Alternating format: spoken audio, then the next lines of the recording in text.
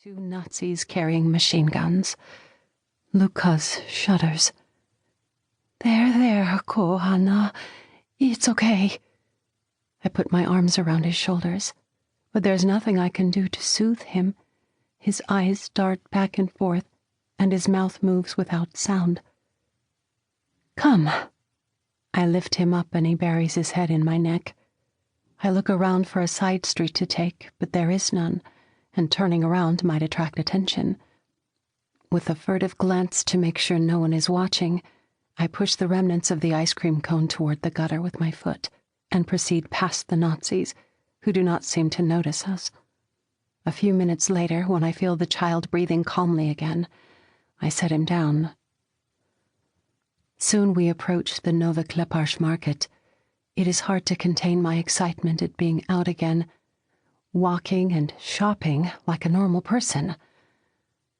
As we navigate the narrow walkways between the stalls, I hear people complaining. The cabbage is pale and wilted, the bread hard and dry.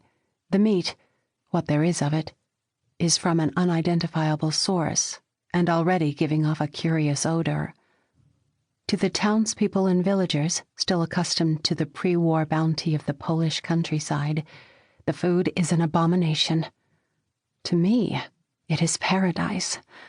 My stomach tightens. 2 loaves, I say to the baker, keeping my head low as I pass him my ration cards. A curious look crosses his face.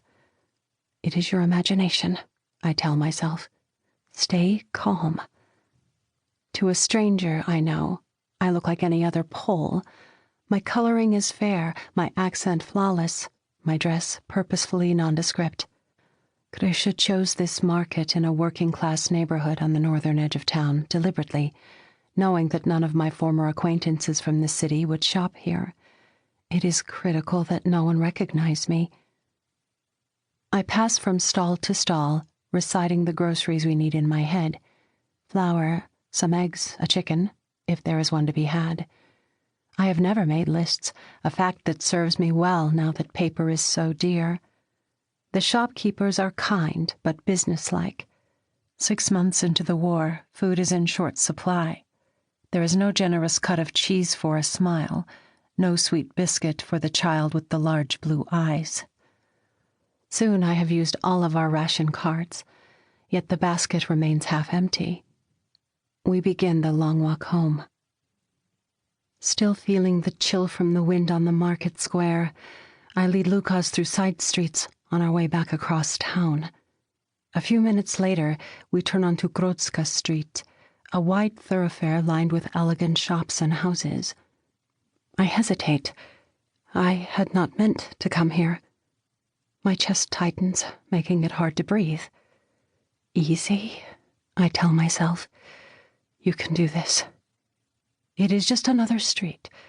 I walk a few meters farther, then stop. I am standing before a pale yellow house with a white door and wooden flower boxes in the windows. My eyes travel upward to the 2nd floor. A lump forms in my throat, making it difficult to swallow. Don't, I think, but it is too late. This was Jakob's house. Our house. I met Jakob 18 months ago while I was working as a clerk in the university library. It was a Friday afternoon, I remember, because I was rushing to update the book catalog and get home in time for Shabbos. "Excuse me," a deep voice said. I looked up from my work, annoyed at the interruption.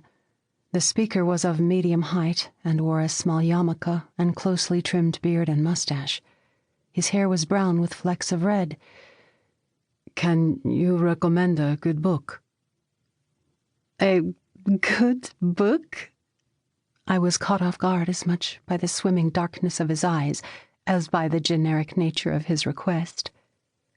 "Yes, I would like something light to read over the weekend to take my mind off my studies. Perhaps the Iliad." I could not help laughing. "You consider Homer light reading?" "Relative to physics texts, yes." The corners of his eyes crinkled. I led him to the literature section, where he settled upon a volume.